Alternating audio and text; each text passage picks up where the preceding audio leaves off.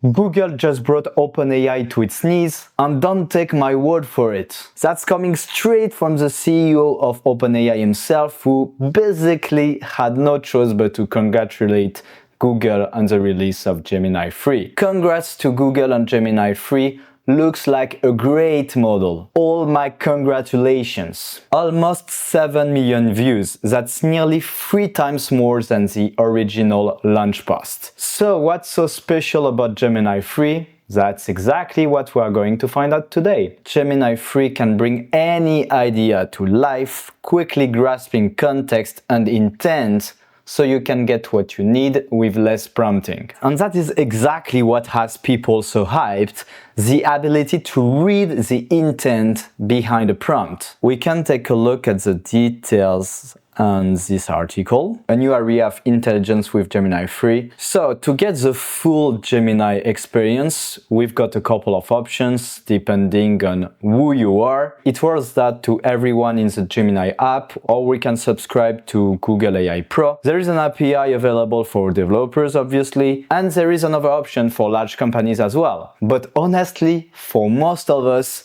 the simplest move is to just grab the 1-month free trial for Google AI Pro. That will get you set up and take you straight to gemini.google.com. Let's hop back to the article for a second. And here is the first major upgrade. Gemini 3 Pro also brings a new level of depth and nuance to every interaction. Its responses are smart, concise, and direct, trading cliché and flattery for genuine insight, telling you what you need to hear, not just what you want to hear. And honestly, this issue has been around for quite a while. But the result of how these models are trained is essentially that this tech will nod along, agree with you, even hype you up more and more, bring you down a rabbit hole, and never say, hey, I think you actually might be wrong about that thing. No matter what you ask, you are always right.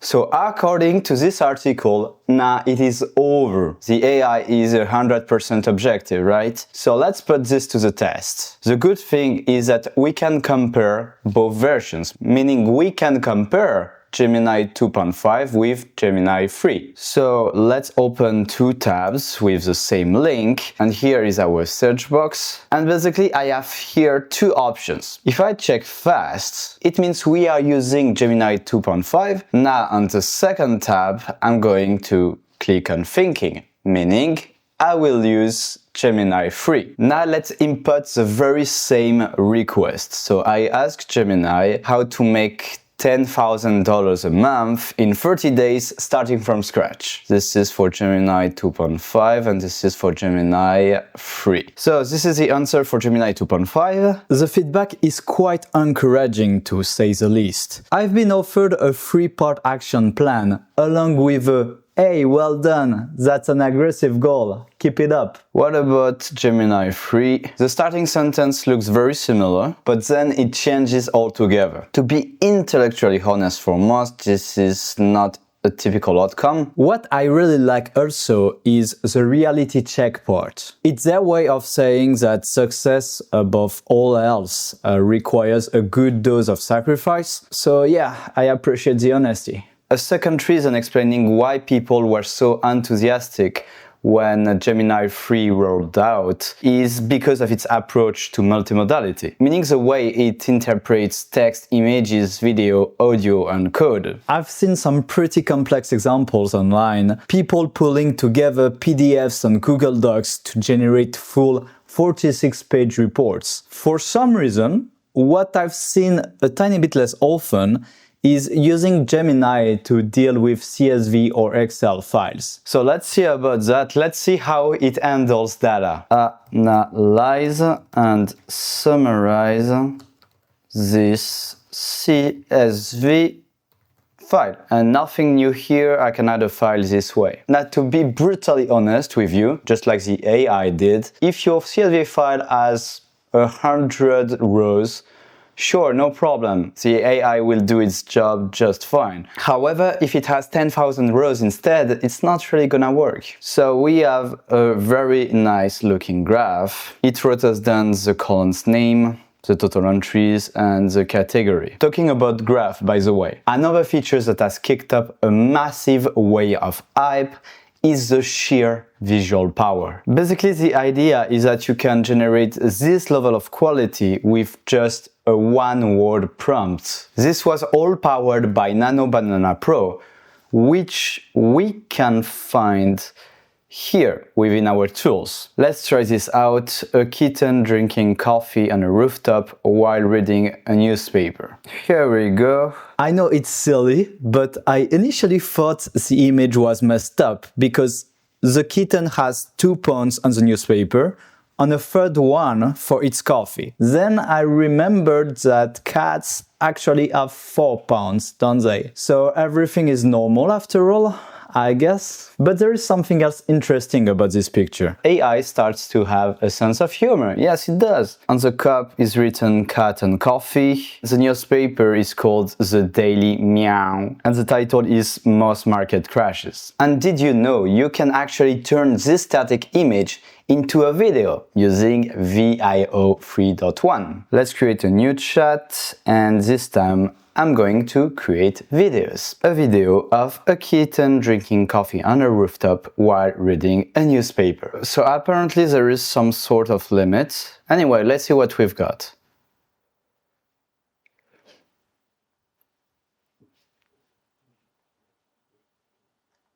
That's actually very cute. And honestly, with all that, we have barely scratched the surface.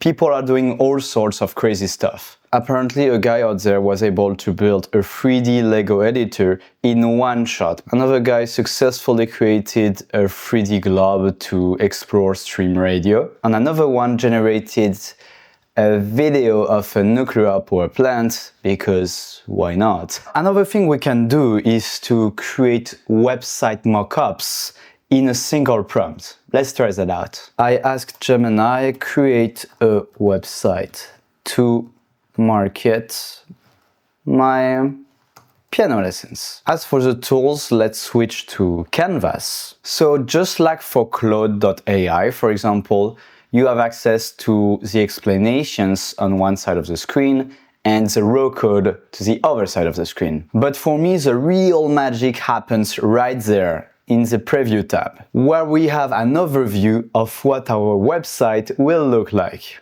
So for now, it's a one-page website. We are lacking images for, but hey, I can always ask for a change here, right? So is it perfect? Not yet. You might still get a few hallucinations here and there, but it is absolutely mind-blowing that we are getting results this optimized from such a short prompt. The really cool thing about Gemini is, well, it's an AI from Google. That means it is basically baked into everything. For example, inside Gmail, we can ask the AI to draft entire emails for you. Or right here in Google Docs, actually looking at the script for this very video, I can just highlight a section and have the AI rewrite it on the spot. Or take Google Sheets. Actually, this one is a lifesaver for me. I can reformat entire columns without having to write those nightmare formulas anymore. And finally, simply put, you can combine Gemini 3 with Google Maps. They're just starting to talk about this on the news in France.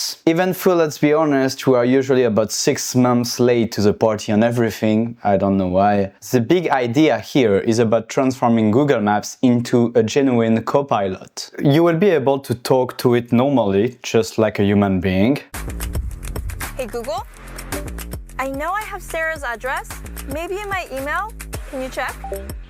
I found an email with the subject, new apartment. It is at 44 Beacon Street. Awesome. Let's head there. And the directions?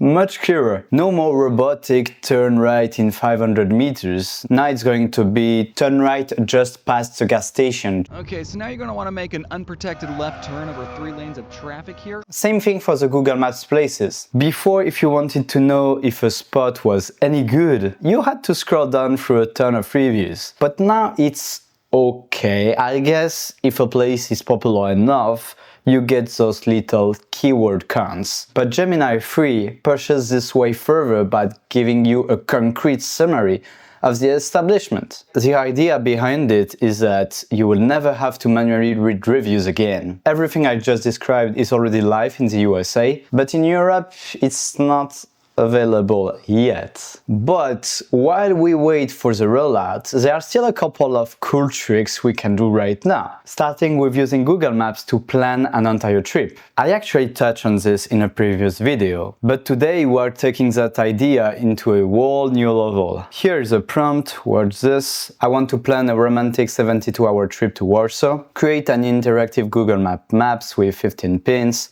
Here are my requirements. Wow, okay, here are the details. But much more unbelievable is the interactive map. It even customized the pins. And if I click on them, I directly have the details displayed on the map. With an AI description, people talk most about audio guide, exhibitions, paintings. I can open in Google Maps if I want to. To be honest, I didn't expect that level of details. Now I'm really impressed. Let's see if we can go one step further. Generate 3 specific route links, 1 per day, that I can import directly into Google Maps. Here we go, this is for day 1, day 2, and this is what I end up with on Google Maps. And to be honest, I'm not sure I would have done a better job by myself. Now, another use case, staying on Google Maps. When you run a search, you actually have the power to generate leads. For example, right there, I have a list of real estate agencies in New York. I've got approximately 120 results. Now, the thing here is that having access to the search results is easy, but turning this into a structured datasheet, that's another story.